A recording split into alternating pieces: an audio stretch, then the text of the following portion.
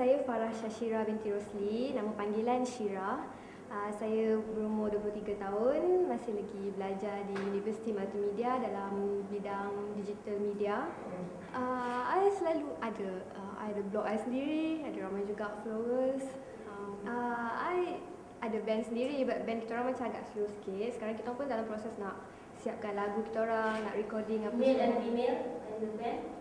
I seorang je female, yang lain semua male. Dog, gitaris I apa semua. You sebagai? Vocalist.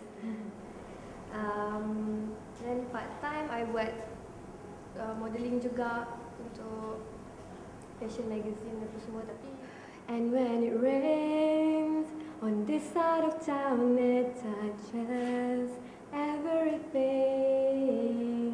Just say it again and mean it. You don't miss a thing, you made yourself a bed at the bottom of the blackest hole. Hai, bersama dengan saya Chopi Dan saya Syira. di dalam rancangan Terbaik Tak Ada Masalah. Okey Syira, cuba Syira terangkan kepada mungkin di antara penonton-penonton kat rumah sana tak pernah tengok rancangan ni. Mungkin hari ni dia buka je, alah, rancangan apa ni Terbaik Tak Ada Masalah. Cuba Syira terangkan apa rancangan ni. Tentang makanan, dan kita orang akan pergi mencari gerai-gerai yang macam sesuai untuk semua orang lepak, bawa family, bawa member, even nak dating kat situ dengan harga yang macam patutan, dan nak chill kat situ berjam-jam pun boleh macam tu.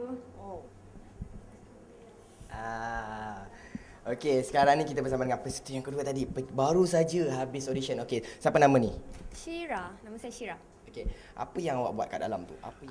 Perasaan saya macam agak nervous juga masa kat dalam tu. Saya ingat macam saya tak boleh buat semua tu sebab selalu saya macam agak ada stage fright juga. But kat dalam tu diorang suruh nyanyi, jadi host, saya berlakon sikit lah untuk jadi host kan. Lepas tu diorang just intro untuk diri sendiri, apa yang kita buat dalam live, hobi, semua tu lah.